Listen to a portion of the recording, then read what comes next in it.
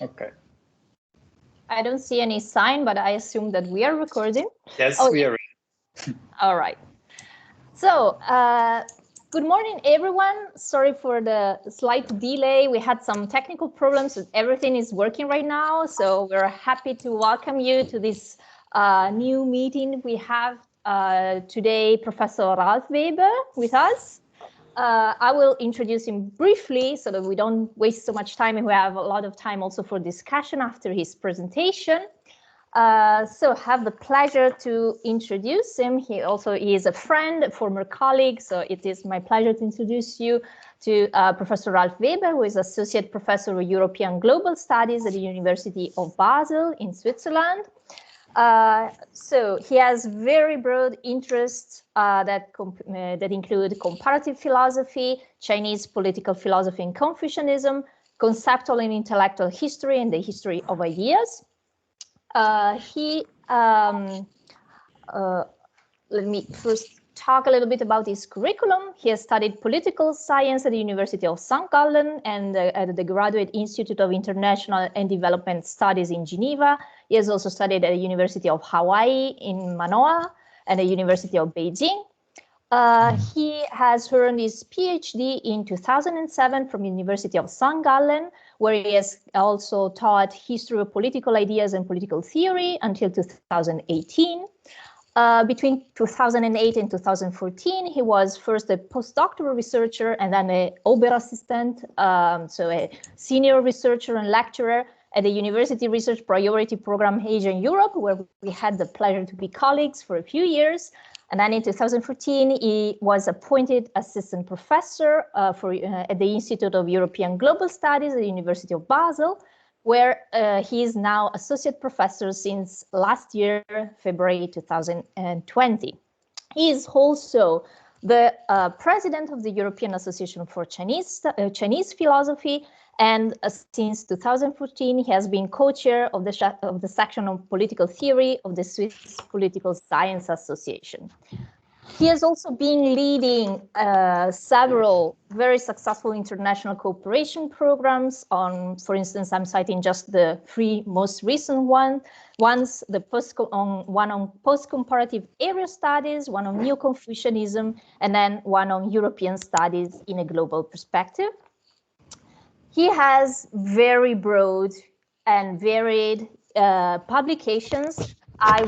It was really hard to pick some of the most interesting that could be appealing for our very mixed public here today.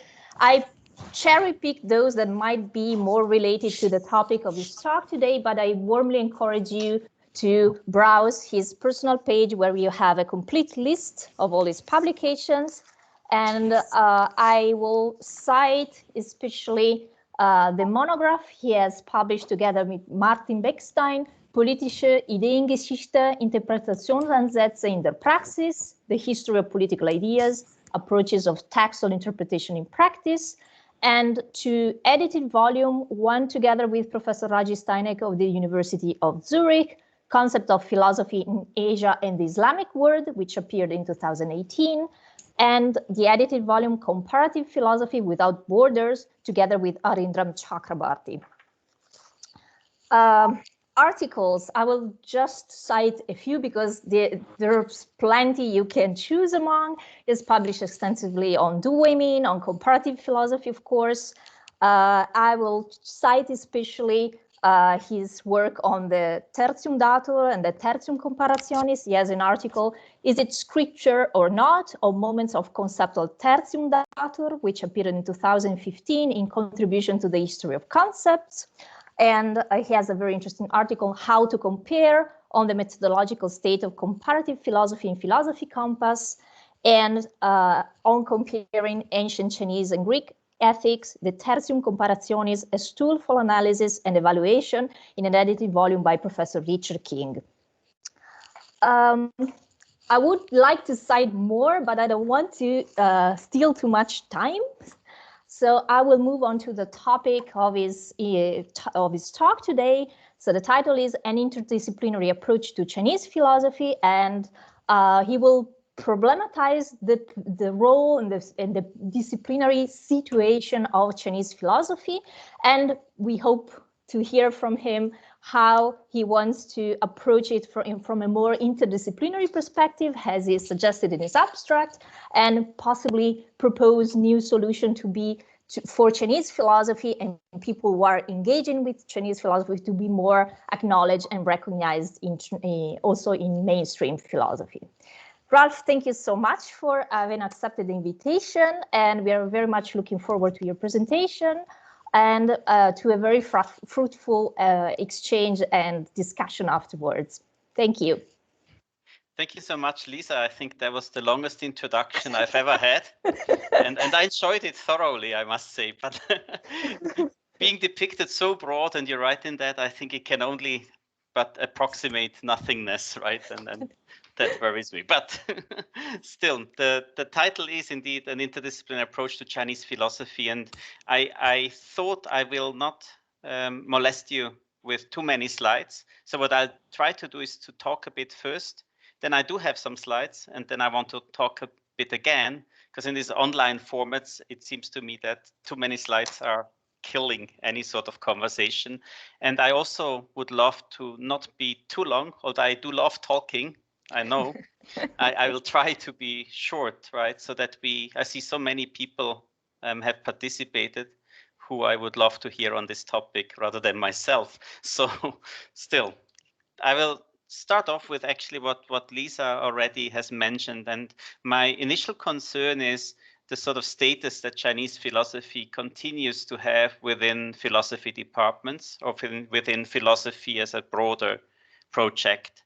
And many people recently, and I've seen Karin is also here, therefore, right, or in the last few years actually, have really tried through every way to make Chinese philosophy be part of of the philosophical mainstream discussion.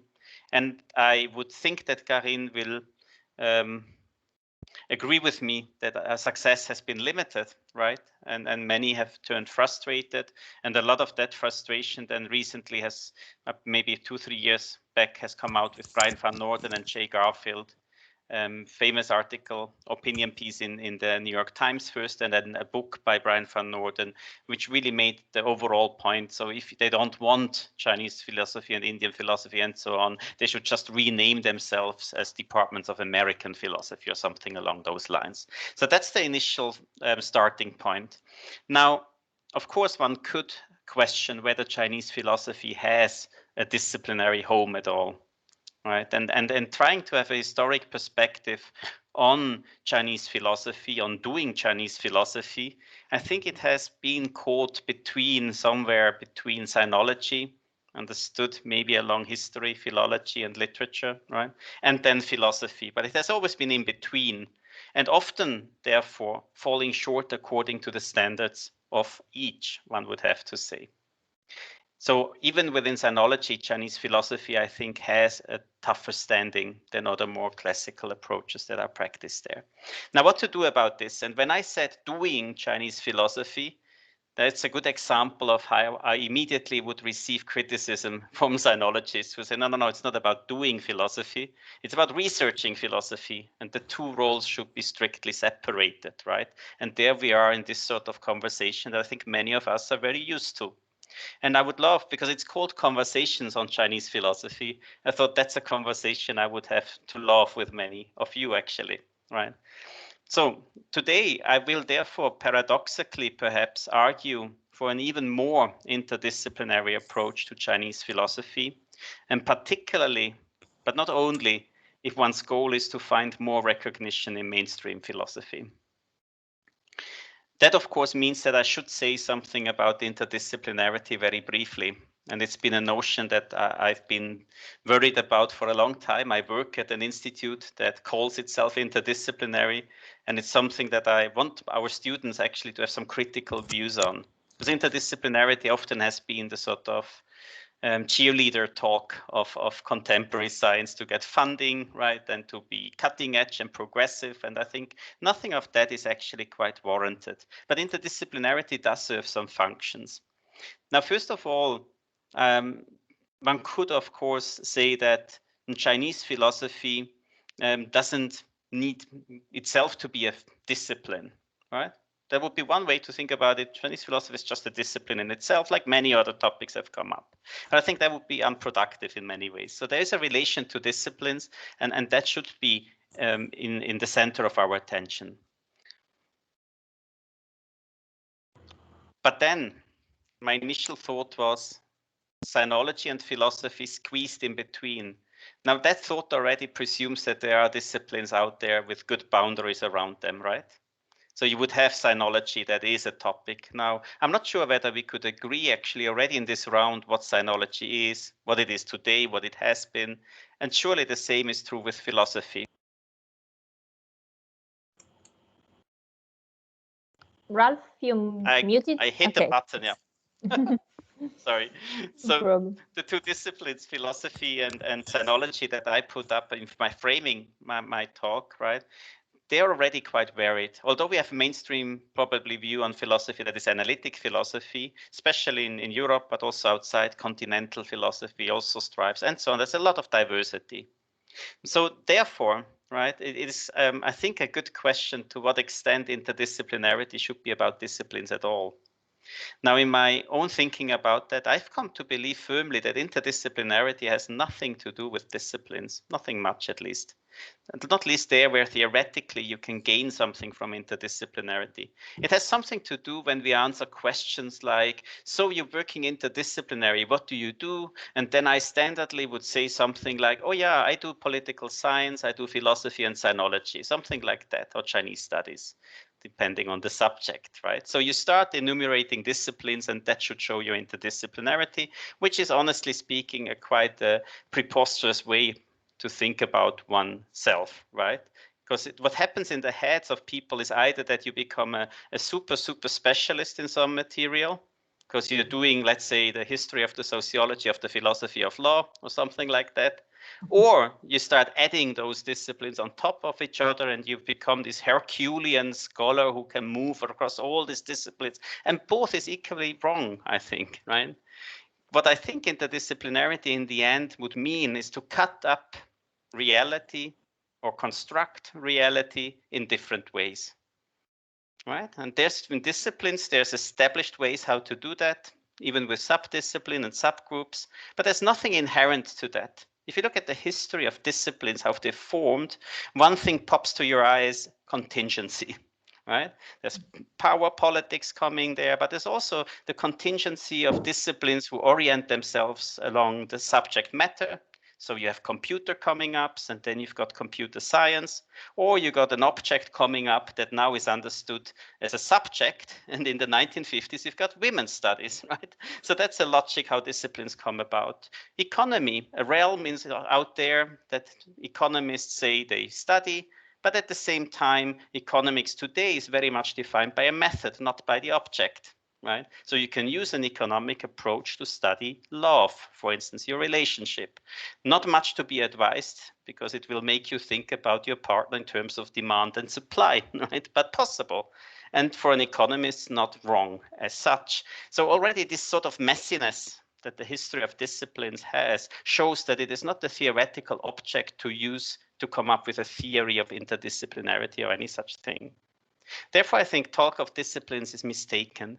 What I do think is a better view to think about this interdisciplinarity is really to think about it at the levels of ontology, epistemology, and method. And if you mix stuff there, if you go unusual ways there, then you're doing something like interdisciplinarity. You still might use different competencies to do that, right? But it's not about disciplines. And I think that would already help the discussion quite a bit, even between sinology and philosophy, if you stop treating these disciplines as all too important, or the boundaries. Not neglecting all the politics, right, that go with it, and with promotions and disciplines and institutes and so on, degrees and so forth. But in terms of interest in the approach, and that's why I was careful to call it an interdisciplinary approach, right? So how do we approach a subject matter? And that now should be Chinese philosophy. So now if I still just throw up some disciplinary crossovers, right? I don't mean the disciplines in that bounded way. But if you think, of course, about history of Chinese philosophy, That's something quite well established. Although, and we can discuss it if you wish, I still think that the history of Chinese philosophy is lacking or is dragging particularly behind any sort of contemporary historiographical trends, right? It's very much still dogmatic history. This thinker has said that it's person-centered more often than not, right? And for good reasons also one could come up, but it is not quite the sort of let's do oral history, let's do archival research, right? Let's try to do a social history about things. Nothing much of that. Or entangled histories, global history, and so on and so forth. I think there's already a huge potential for a sort of interdisciplinary take on Chinese philosophy.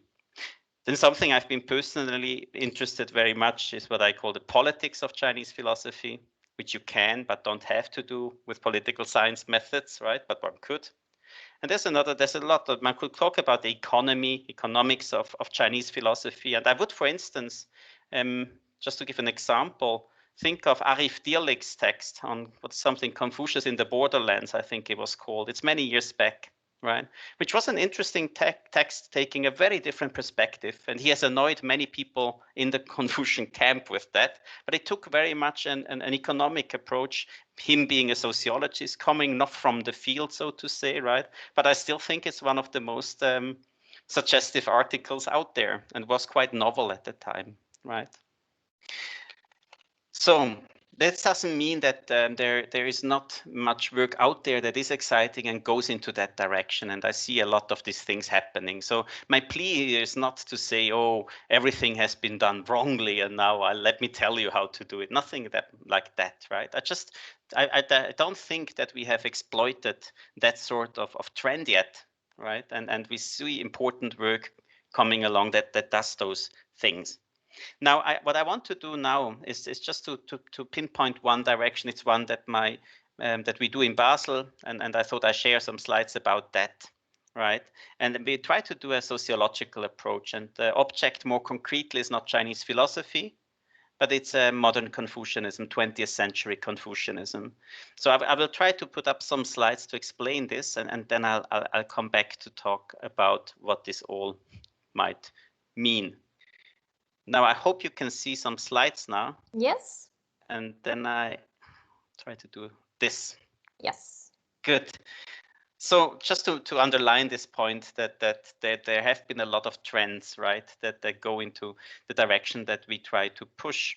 Here is just a sort of a selection of some of the books that have come out in the last maybe 2 decades, something like that. You have more partisan views like Daniel Bell there, right? More, let's say, philosophy-oriented views like Stephen Engel or David Elstein. And then for many in the field, of course, the work of John Maycomb has been crucial in this, right? And his Lost Soul might be actually one of the few histories of modern Confucianism that we have that pays a lot of attention to sociological aspects also politics largely in there. And then, of course, the Brill series, which has featured many interesting takes. I just happen to highlight. I could also take Adi van den Stock or other people, yeah, right, who also have published accounts into this direction. But maybe the Thomas Fröhlich's on Tangchuni is an interesting one because it really has this sort of idea to put forth something that is philosophically valuable, but that also is intellectual history at the same time and sinologically, so to say, warranted. So he tries to go that middle way, and I think the book shows that quite nicely. And this is something we try to do. So when we talk about sociology of philosophy, we try to emphasize that this still should be about contributing something to philosophy. So for philosophical purposes. And I don't think you find probably too many philosophy departments that do have a sort of a sub-discipline institutionalized, that is the sociology of philosophy, right? You do find quite a bit of sociologists, of philosophers on the sociology side, though. So that has been, you could even think of Bourdieu, Collins. There's a lot of people who actually could be cited there. And but there's something going on, and we want to actually just pick on this and maybe push it a little bit further to the extent that we can within a research project. Now, let me start by saying some words about contemporary modern Confucians. You see on this slide, we have, I don't use the term modern Confucian, but new Confucian. And that will be an important point in a second. But this is a sort of an overview, right? That has the first 3 generations of new Confucians in the 20th century. And you see with the blue color, those who actually stayed on the mainland after 49, and with the green color, those who at some point, right, left for Hong Kong and Taiwan. And this is a story. And then you have a 3rd generation, which often has operated from the United States, right? And then with Liu Shuxian, of course, also Taiwan. So this is what I think would be a standard picture to describe new Confucianism in the 20th century.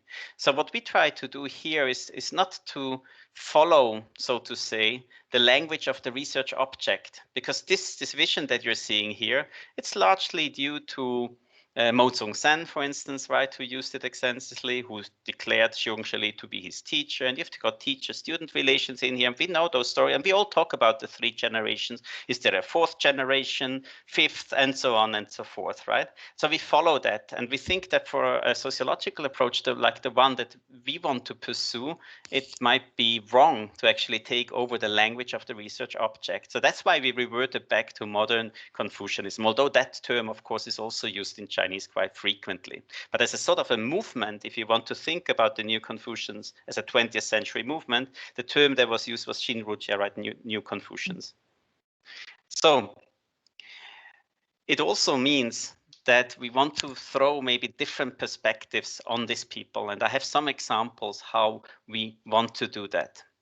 One is by trying to think about what sort of orientation to the world did these people carry around. And if you think about those people, for those of you who know them well, right, that there are differences to them. So we've been collecting photographs like maniacs, right, about all these people, and they show a lot. And you already see how that could be an interdisciplinary line where you need actually expertise by people how to read photographs and so on and so forth, right? Which qualities I, for instance, lack, right? But if you look just at these people here, so you see Feng Youlan, right? And when he was in the United States there, he's standing at the right there, right? Who I think if you follow his trajectory has been one of the most traveling Confucians ever around. He's been constantly on the move. He's been on every board and journal and often representing Chinese philosophy in that. Right? And then it's becoming interesting. Who has he traveled with? And you find, oh, that's not a famous philosopher and so on. So you see clusters among them. But here what I want to emphasize is the sort of thinking and the thinking in terms of actually going outside or just sitting somewhere and talking about the world is quite some different thing. And standardly, we always include Tang Chuini in the middle there. And you see him. I'm very proud that I have discovered that in Lucerne in Switzerland. Right? And it's interesting because the picture where we found it actually says it's somewhere in Hong Kong, but this I can confirm very much is Lucerne, right? It's a famous bridge that has burned down. Many souls are still crying because of that. But Tang Chuini in Switzerland, and I know he went to Lago di Como, to Como Lake, where he met Du Weiming for a talk and so on. So you've got this, Du Weiming, of course, is here also because he's been a person who's been constantly on the move, right? I think Michael Puet once told me a story about sending Du Weiming off to the airport, and he puts the window down and says, but Michael, where am I going? Because he didn't know where he was flying, right? And that's typical for him. So sometimes I joke and I say Feng Youlan was the early 20th century Du Weiming in a sense, but you can also put it the other way around. But this sort of global, now if you, there's a famous picture of Xiong Shili and with Shifu Guan, I think Mo Zedong and Tang Chuini out there. And that picture, if you would look at that, you would notice something that is quite interesting, that Tang Chuini, for instance, always comes up in a suit, right? Mo Zedong has traditional clothes on. And that is quite persistent throughout the picture. And it says something, I think, about the attitude and the sort of, right? So that would be a completely different way to look at these people. And then to think about, does it have, and to what extent, if so, an influence on the philosophy they've been putting up, right? That is not I think it's quite an exciting question to think through. There might be limits how much one can claim about this, but it's not a stupid question, I think. Now let me try another way of making a similar point. Like if you look at these pictures, they're some of my personal favorites. So you have here on the left Liang Shuming, right? He met Mao Zedong after the Long March was over, the Communist Party, right? Which was in Yan'an, in the mountains, right? And Liang Xiaoming actually goes, and that's a picture of him talking to Mao Zedong, right? And then on the bottom right, you have a picture by Feng Youlan also meeting with Mao Zedong. Now, there's already an interesting question how Liang Xiaoming and Feng Youlan actually fared after 1949, and they almost have similar life dates, right? So one of our PhDs actually goes after Feng Youlan and Liang Xiaoming after 49, and how they do philosophy within the conditions that they face there, right? But both of them, and that's the important part here, both and in one way or another had direct access to people in power, right? So if you shook the hand of Mao Zedong, it's not like shaking Xi Jinping's hand. It might also be difficult, I don't know, right? But not like contemporary leaders shake hands. That was shows some excess. But the excess might have been two ways. And that's why we have the picture up there on the right also, Ma Yifu, right in the center. And you see here, some already will have recognized him. The second to the left is Zhou Enlai, right? And the person you might not know is Kliment Voroshilov, who was the Soviet Union head of state at the time on visit to China. And that's the interesting thing. Where does this picture come about? It's actually done at the Westlake Villa of Ma Yifu. So all of these politicians went to Ma Yifu to visit and did a picture there. Now it's no longer so clear who's showing off whom, right? Is it the politician showing off that they have contact with a philosopher, and this is right? What's going on here? There's a lot of questions that come up, but again, at least it shows extreme proximity of some philosophers to power, and that's not just a question that's interesting in terms of New Confucianism, of course, or modern Confucianism, right? You can discuss the same setting in France very well and elsewhere. So, but it is a genuinely interesting question how philosophy relates to having access to power. From Plato onwards, much reflected, right? So this is a second pathway that I think would show a very different light on the philosophy these people have come up with in different times, and might give us a way to ask new questions. And finally, a tough one to address in many ways, right? Because the situation might have changed a little bit, but not all too much. But if you have a list of 20th century Confucian philosophers, it would probably be 90%, 95, 99% male, right? So how do you retrieve women as a subject in this story?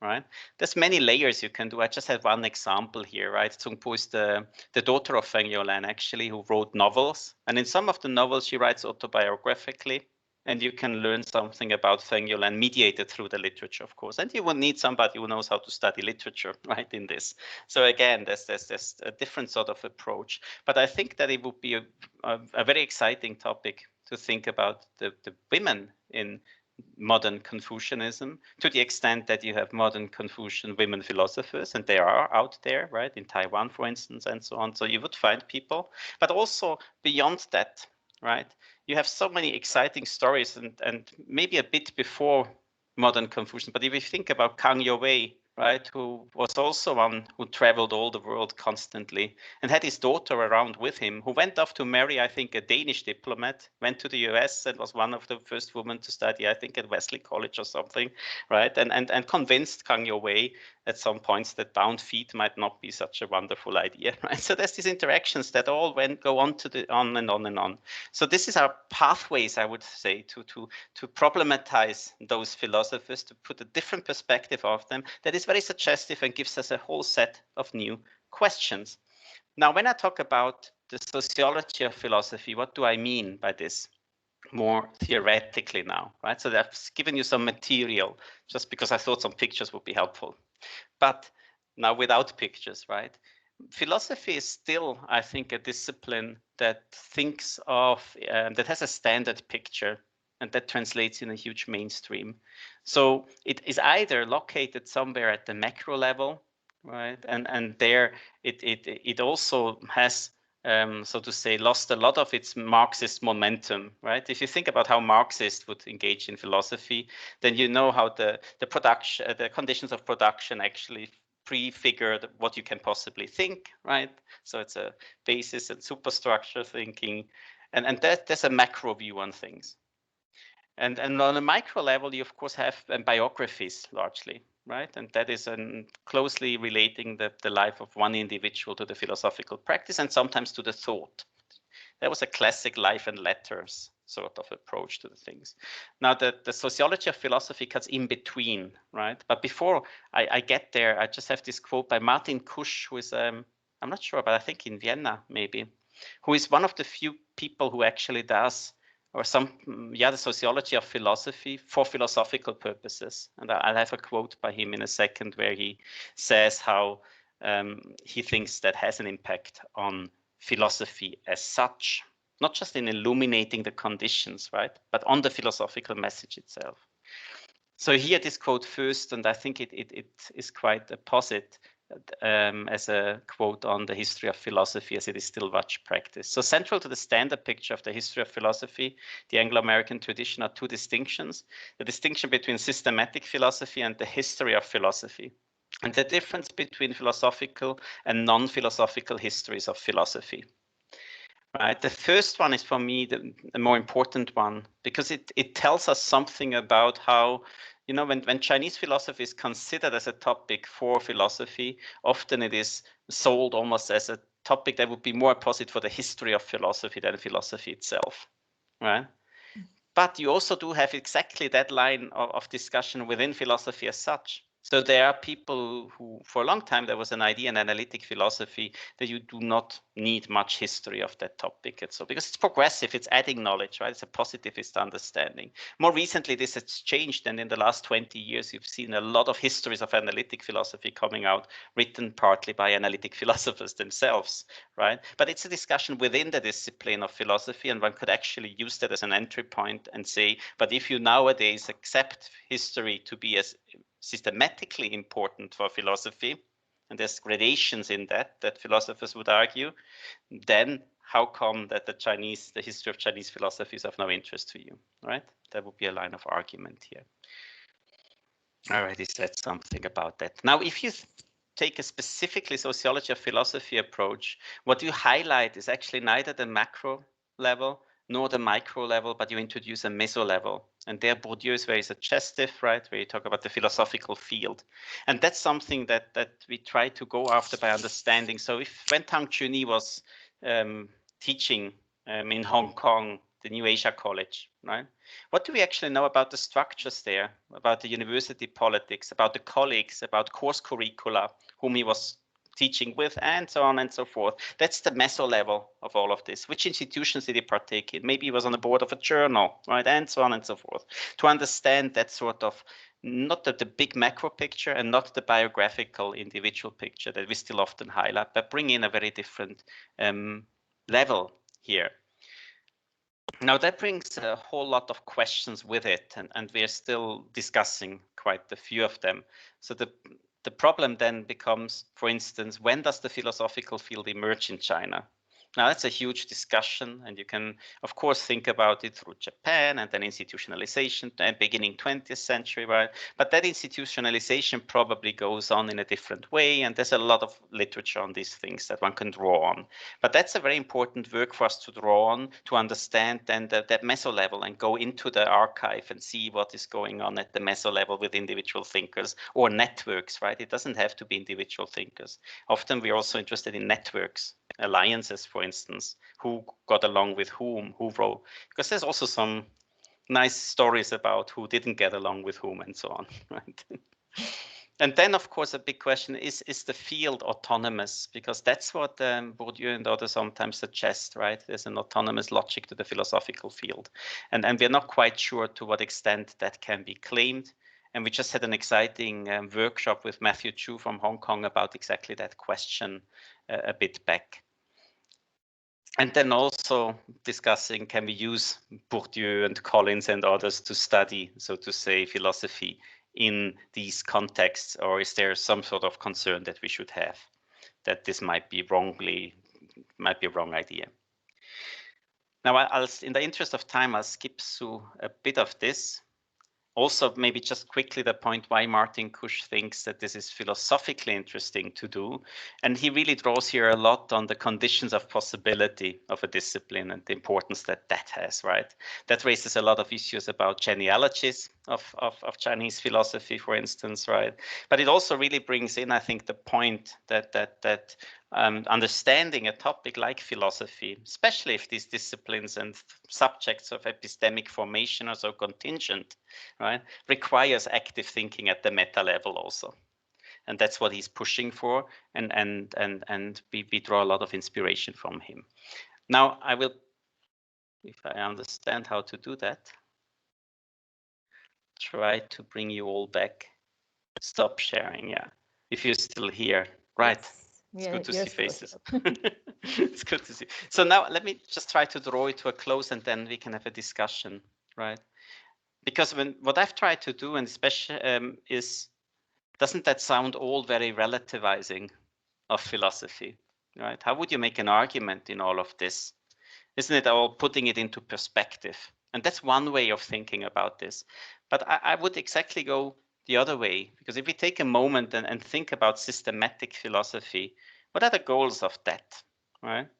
And if one goes also beyond logic, maybe, because there I think the problem is maybe less articulate, but then you do have systematic philosophy that quite much actually relates and relies on concepts, doesn't it? And these concepts, they're an opening, because then putting into perspective, linguistically, historically, sociologically, politically, psychologically, maybe even psychoanalytically, and so on, right? It's just a wonderful way of pushing concepts and seeing distinctions that one otherwise might not see. And I think that's one of the main functions of systematic philosophy, how it actually in its doing proceeds, right? So in that sense, there is I think, so even some methodological good in what I otherwise often find very problematic, like the idea, oh, can you apply concept X to the context Y, right? And then everybody screams, you can't do that. And my answer is always, of course you can, right? You can do anything, but what do you see? That's the emphasis. What do you see if you do that? Is it something interesting? Is it something we haven't seen before? Now, if I see something interesting, well, bingo, I found a distinction that might be useful or not, right? But that's, I think, how systematic philosophy largely proceeds. And in that sense, even if it is about arguments and you have an understanding of philosophy as producing recent arguments or something like that, right? Then even then, I think I couldn't come up with a way how to actually refine these arguments other than by drawing distinctions. Right? And now the point is that all of these ways that I've been describing, if you have maybe as a systematic philosopher, more of an instrumental understanding to that, it still requires that you can draw on the work of people who don't have an instrumental understanding of doing the history of Chinese philosophy, but do it for a completely other purpose, right? And that's the meeting ground that I see that one could argue basically from both sides, if one is interested in closing this sort of frankly, quite annoying discussions, right, between sinology and philosophy. Now, I had a slide there, but I think I'll skip it, and I'll just, of course, I was very much inspired there by good old Wittgenstein, who quotes King Lear, "I'll teach you differences," right? And I think that's what he meant in the end when considering that as a motto to his book. So in that sense, I see an interdisciplinary approach as actually being of huge benefit to systematic philosophy, and I see a middle ground there that I would be interested in hearing how everyone in the round here actually thinks about it. And with that, I draw it to a close. Thank you so much for the attention. Thank you so much, Ralph. And we have time for discussion, for questions.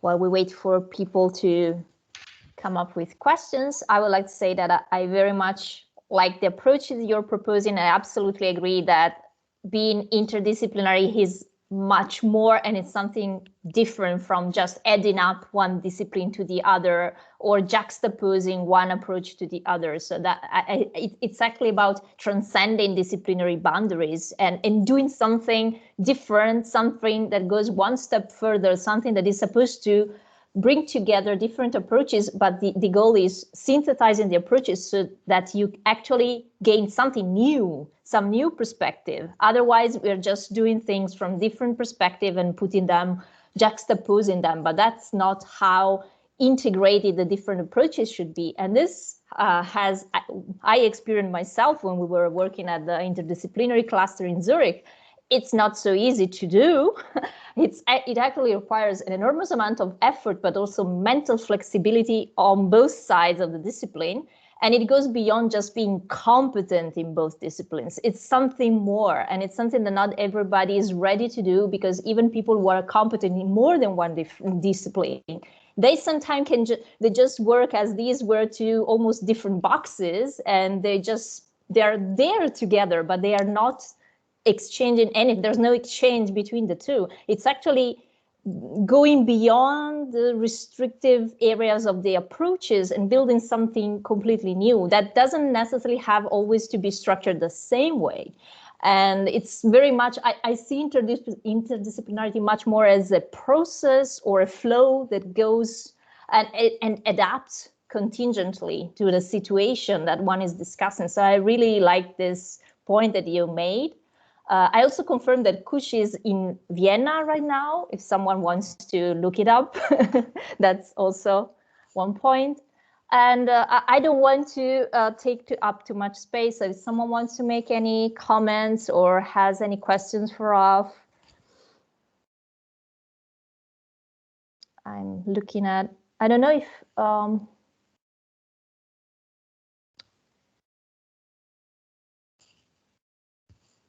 yeah, okay, yeah.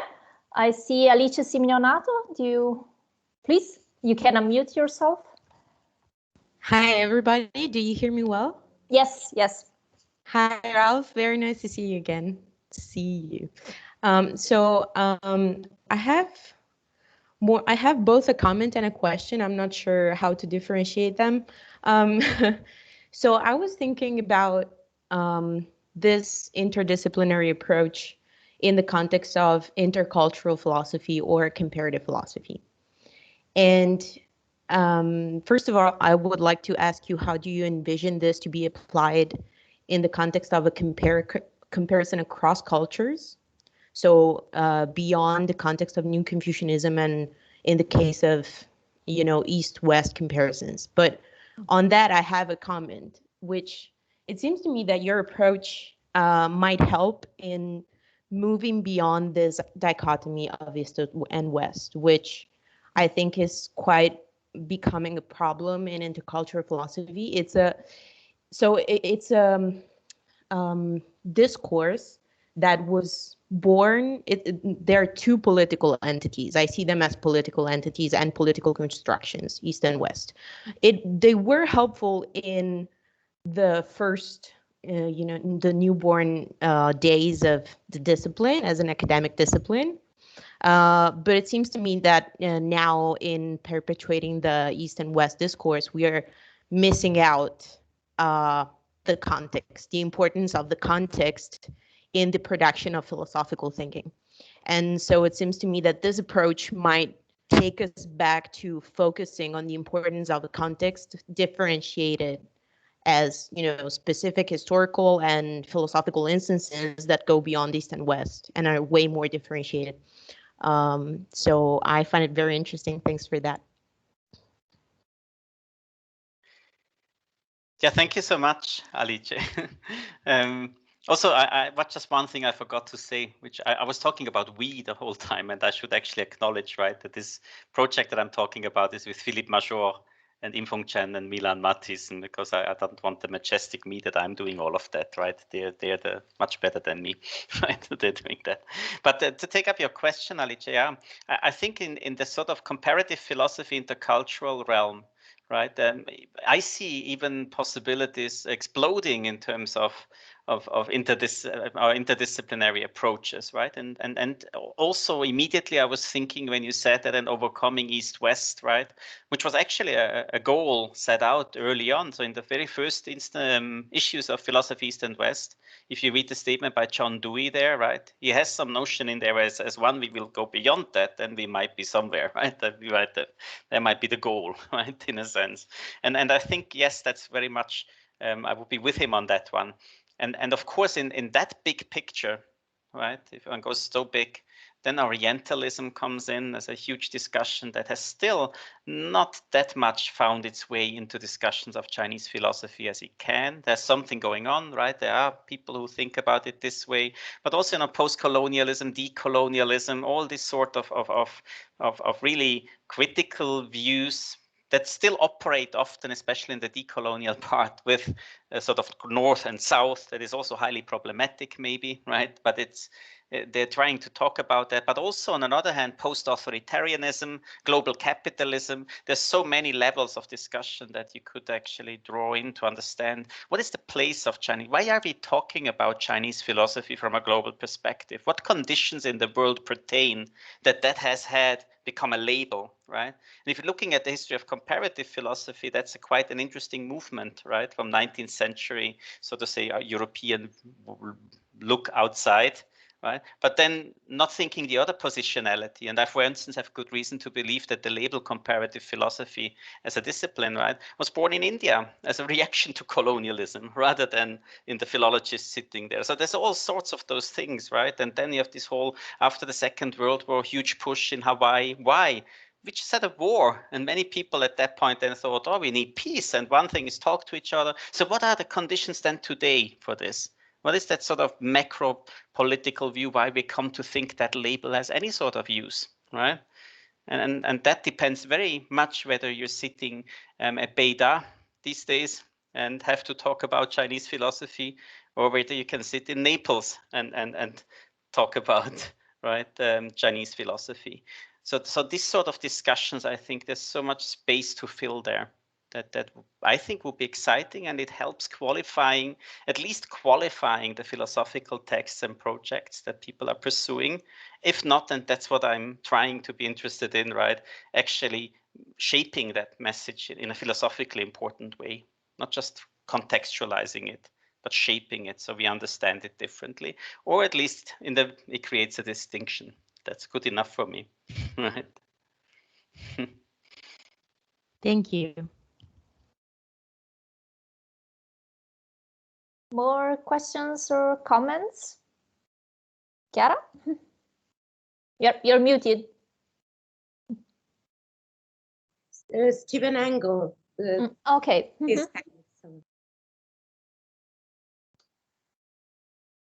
Okay, does that work? Can you all hear me?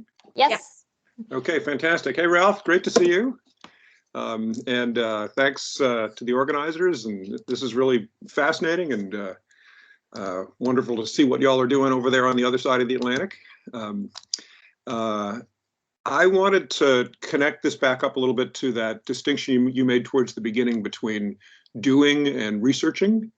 And in particular, so when you're speaking about this mesolevel, right, the thing that the sociology of philosophy is looking at, that made me think immediately of this. I don't know if you know the book Socrates Tenured by Robert Frodeman and Adam Briggle. It's a really great book that I recommend. And one of the things that they're interested in promoting is what they call the mesolevel practice of philosophy. And I think it fits really well with what you're talking about. So rather than researching, using that term advisedly, the institutions that a given philosopher might have been or might be involved in, what mesolevel practice of philosophy is about is actually getting involved in institutions. So having a philosopher on a school board, or working with activists in a community to try to, in contributing philosophical perspectives to these conversations. And I think that So I'm interested in the idea of philosophy as a way of life, which tends to be, in the first instance, very individualistic.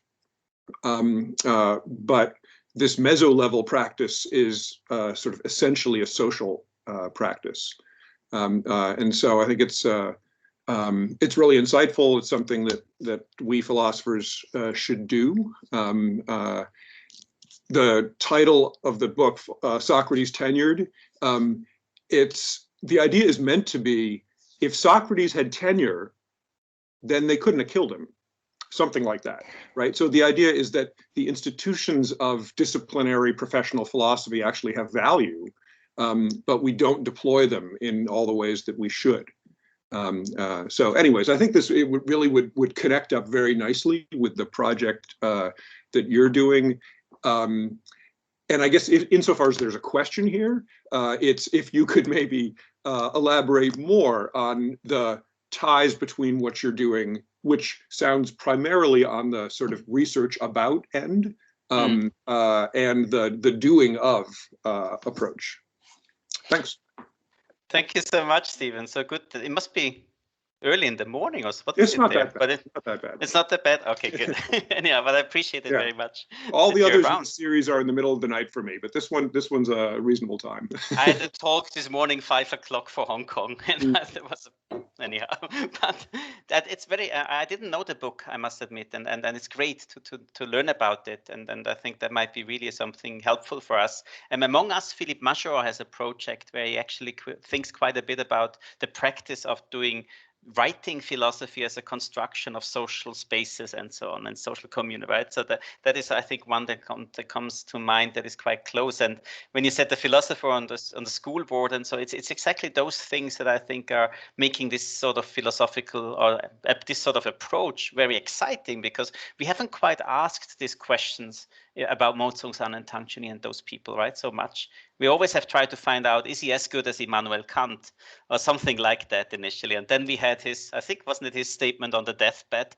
He's reported to have said at the very end, what I achieved, Immanuel Kant didn't succeed in achieving, or something like that, is right. So you have all this sort of macro and intercultural civilization, all this sort of approaches. And I think this is quite telling. And Bertrand Russell, of course, comes also on such people, right? We have a lot of people who had this side interest of a peace activist, or I'm thinking of Quine.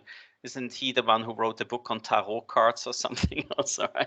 So there's all these sorts of they have complicated lives, right? And they might separate something, but it doesn't mean we have to follow those separations again. Otherwise, I think you're pretty right with the observation that we're quite firmly, I think, at the moment on the side of researching it, right, as a research project. It's also how we sold it a bit, right, to the funding institution. But it is something that I've been fighting or struggling with, this researching distinction, which for me is just a symptomatic thing that has happened so many times to me in my life.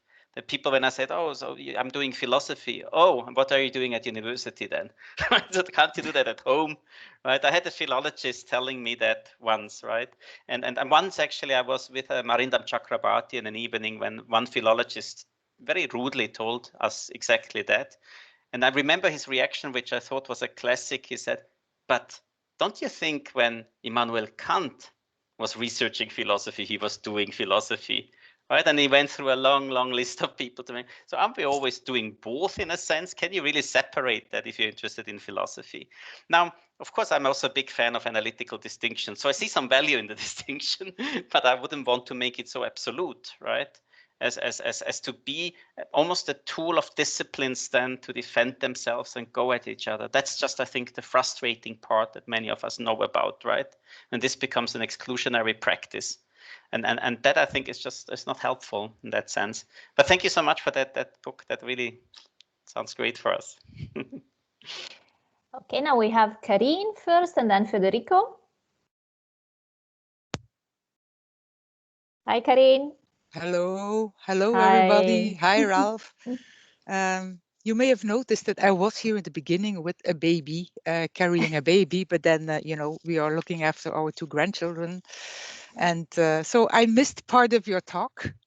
But what I did here, I really found very interesting. Also, the sociological approach to philosophy. But I won't say much about it because I may have missed the most important part of it. I just had a question about the notion of discipline. And here again, you may have said, you know, what I'm just going to ask now. I think that nowadays there are really many good reasons not to consider sinology a discipline. I don't know whether or not you have discussed this. I do understand that there are reasons to consider it a discipline, and especially in the past, you know, a focus on texts and a focus on the human sciences within the Chinese field and all this. But I think nowadays, the way we function at our university, sinology, at least in Leuven and also many places where I see around me, it's basically Chinese studies or China studies. And so it's a combination of many disciplines, or it's also non-disciplinary or infradisciplinary. And both have their strength, I think, and their weakness. It's good, of course, if you have within Chinese studies historian and an archaeologist, or you know, an architect or whatever, so they can do multidisciplinary research. But it's also in an interesting way non-disciplinary or infradisciplinary, in the sense that, you know, if you do Chinese economy in Chinese studies, you will also do some literature, some history, and so this will all mix and influence and maybe also challenge the other, you know, disciplines who claim to be general, but which are basically Western, at least in Leuven. So I think I could give a list of 10 reasons why it would really be a good idea not to look at sinology as a discipline. One reason would be that if you consider it a discipline, then you think that if a philosopher and a sinology scholar, or let's say a Chinese studies scholar, if they collaborate, they're doing multidisciplinary research. No, it's only the philosophy scholar who is temporarily, taking away the implicit regional boundary that he used to work. He usually used to work with. So it's not multidisciplinary. Also, if you think that they are doing multidisciplinary research by working together, I think a second disadvantage is that you think philosophy is a discipline, and since it's inherently always talking about the West, it's fine. And so these are also the people who get in the philosophy committees and will judge others, which is still the case here in Belgium. You hardly have anyone of any other region than the West in those disciplines.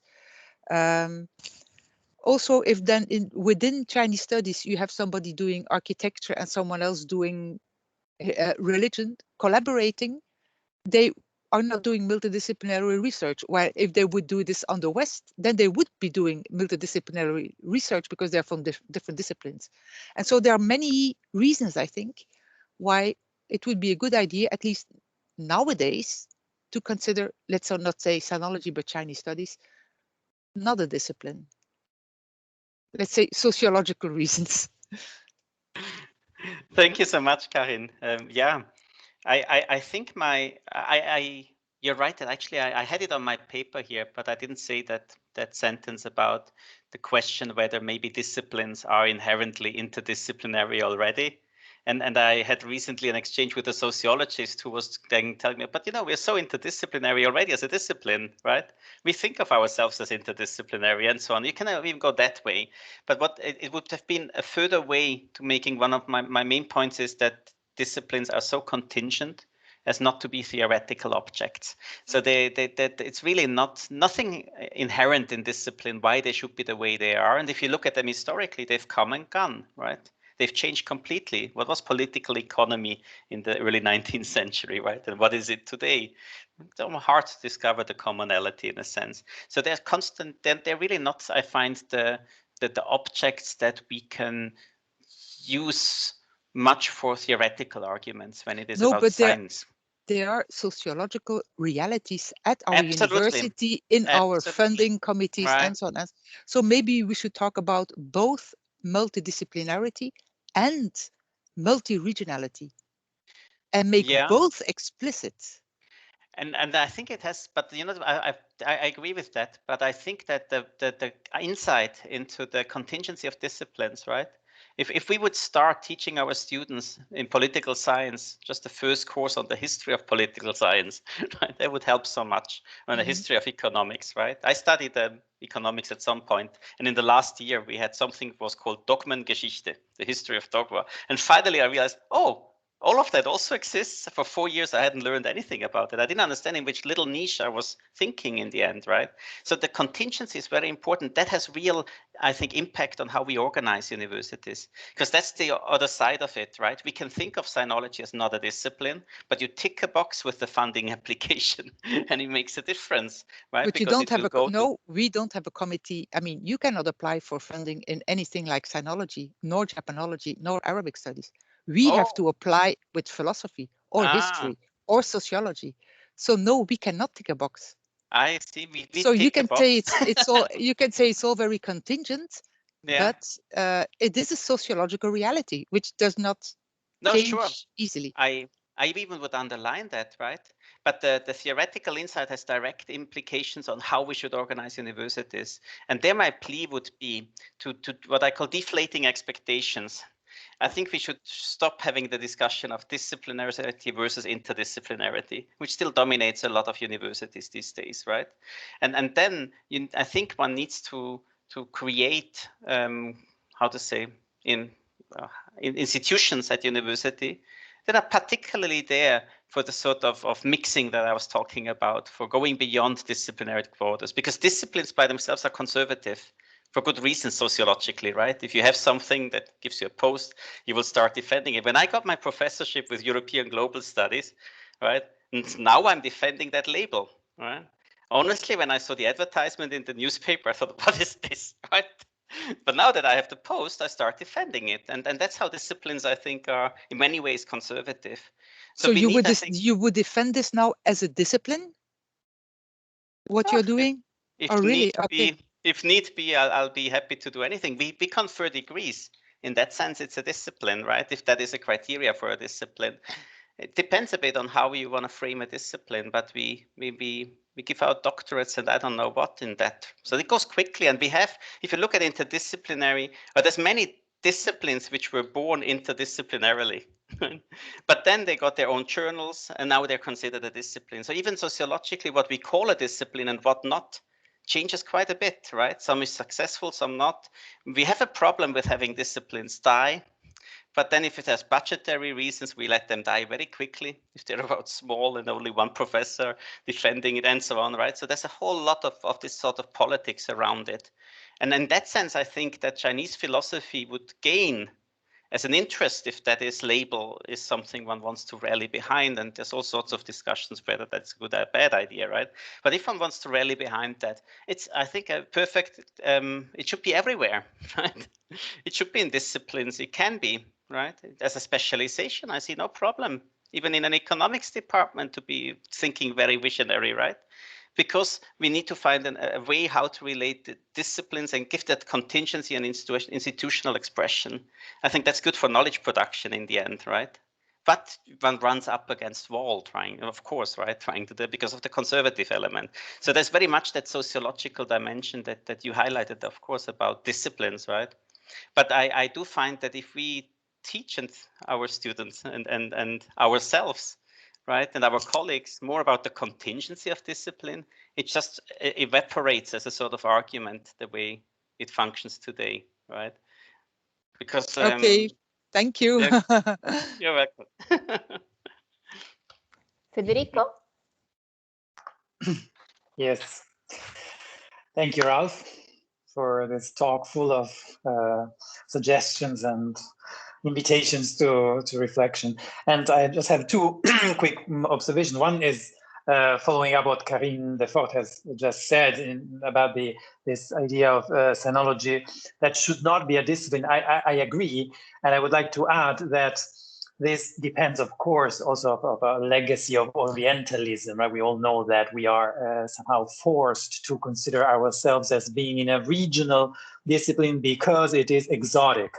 And you don't have the equivalent of Germanology in which you are supposed to know everything from medieval sculpture to Hegel to the rise of Hitler to Angela Merkel or whatever. But when you are a sinologist, you are supposed to be invited and talk about the Ming Dynasty and then Xi Jinping and then Confucianism and so on. So there is also, I think, this very banal, I would say, problem, which is a legacy of Orientalism and of being exotic somehow that we have to deal with. And so in some cases, and I think Karin was also talking about that, we are forced to be interdisciplinary when maybe we don't want to be interdisciplinary, because as sinologists, we have to participate in events about Chinese art, and maybe I don't really care about Chinese art and I don't like art history, but I have to be there because I'm a sinologist. And at the same time, if I want to participate in a conference discussing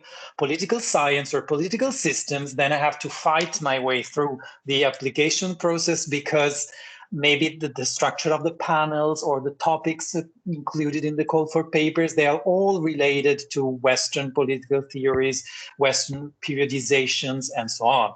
And unless they explicitly say non-European political systems, then you can participate, right? So I think we also are the victims somehow of this kind of organization, of disciplinary organization that has a long history, and it depends on the historical moment in which our European universities and institutions were structured.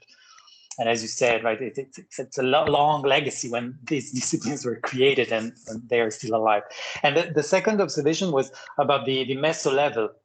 And I really agree with you that it's so important. And especially when you have enough materials to look at the mesolevel, because of course, looking at the mesolevel, meaning the networks, but also the biographies, the travels, and the philosophers.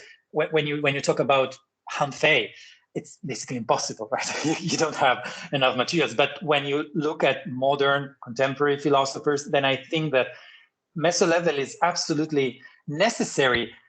It's not just an integration to the study of texts produced by those philosophers, but it can also, in some cases, completely change the perspective on those texts, because you find out influences that were not acknowledged in the texts, influences by other thinkers that maybe these philosophers do not explicitly mention, but you find out that they were actually influenced by those people through their networks, through their biographies, or also from other figures, as you mentioned, Kanye West's daughter, or wives, or friends that are not necessarily producers of philosophical content themselves, but they have an undeniable influence. So I think that especially when you research on modern and contemporary philosophy, you should always, and you're right in this, look at the mesolevel. It's absolutely fundamental, I think.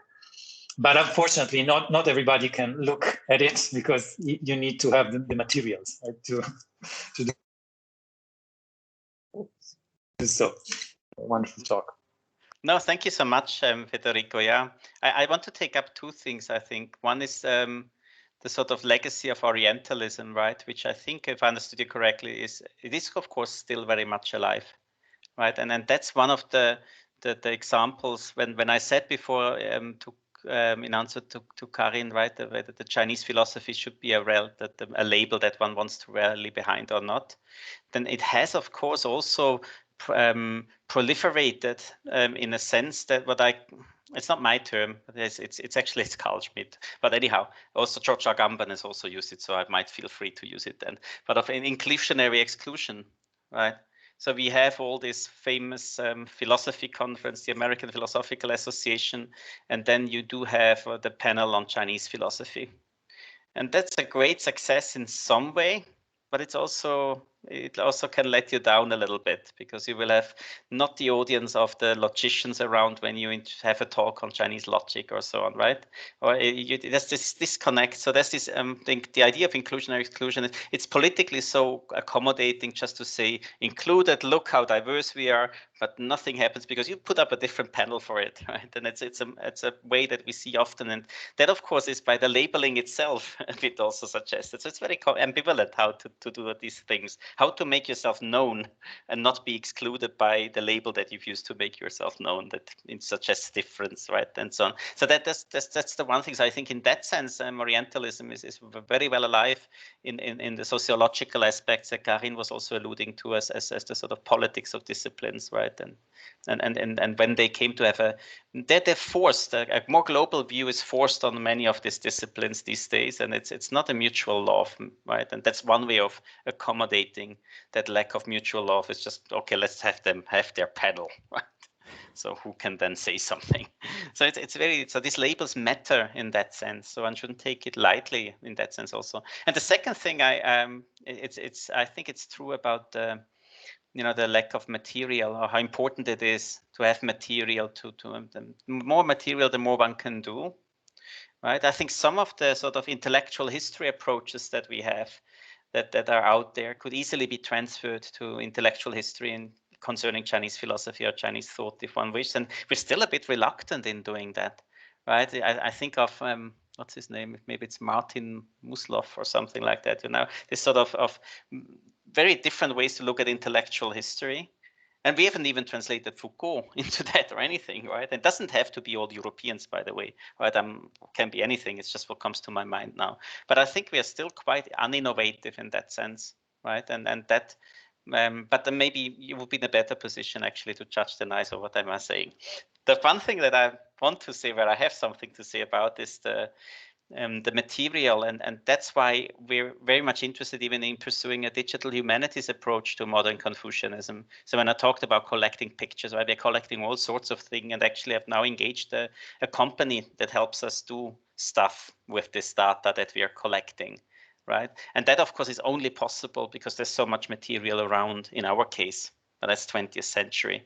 And I thought, if I can abuse the situation, on 23rd of April, we're doing actually a workshop on that for the European Association for Chinese Philosophy, where we specifically focus on the digital humanities part of it, and what that can do and can't do, right? It's also no way to salvation, and it really depends. But then I would love to think, what can we do about something like Handfeze in that way, right? And we had, of course, there were projects. I'm thinking about the Thesaurus, now Christoph Habs, this sort of collections of texts that can do stuff, but you're more limited, I understand, of course, the further back one goes, maybe. But I'm not sure, maybe we should talk to archaeologists about those things, and so on and so forth, right? Which I haven't done. I don't give up easily on these things. Maybe it's me, right, the problem, and not the thing. Well, thank you so much. And are there any other questions, doubts, last minute comments?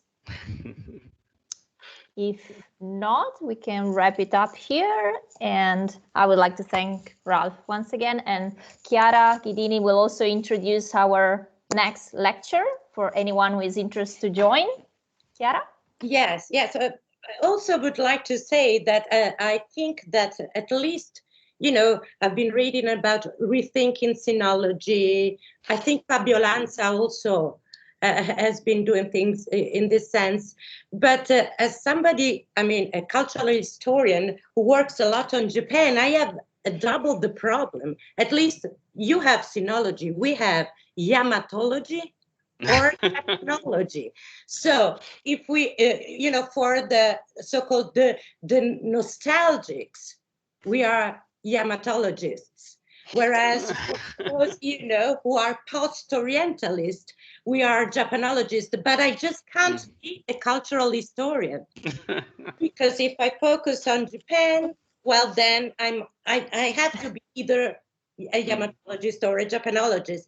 And the same goes for religious studies, and I could just say a lot of things. And I also read recently something about we should discipline interdisciplinary studies. I think just this word discipline, we just don't want to get it out of our head.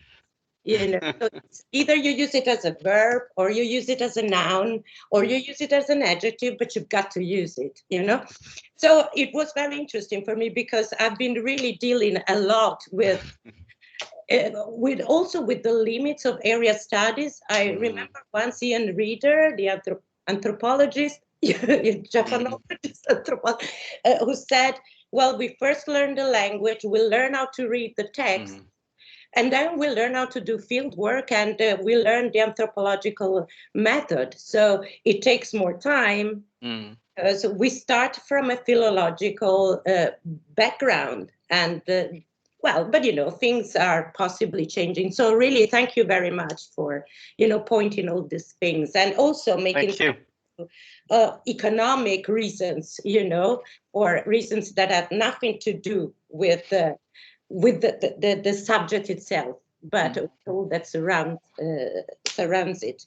So while thanking you very much, I would like to say that we very much we are looking forward to our next conversation on the 14th of April at 11:30 Central European Time. This time it will be Dr. Laura Lettere, who is at our University in Naples and Roberto Family Foundation program in Buddhist Studies, and she will talk about philosophy through narrative, the life of the Buddha.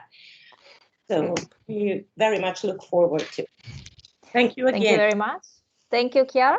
And I would like to thank Ralph once again for being with us, especially after giving already a talk at that early hour this morning. We really appreciate. And thank you for joining us. And we hope you might have the time to jump in also for one of our next conversations. I would like to thank, of course, my co-organizers and everyone who joined this morning for the talk, which will be made available. You will be able to access the video also later on if you missed it, or if you had to miss some parts. So thank you, everyone, for your comments, for your participation, and see you very soon on the 14th of April. Bye. Bye.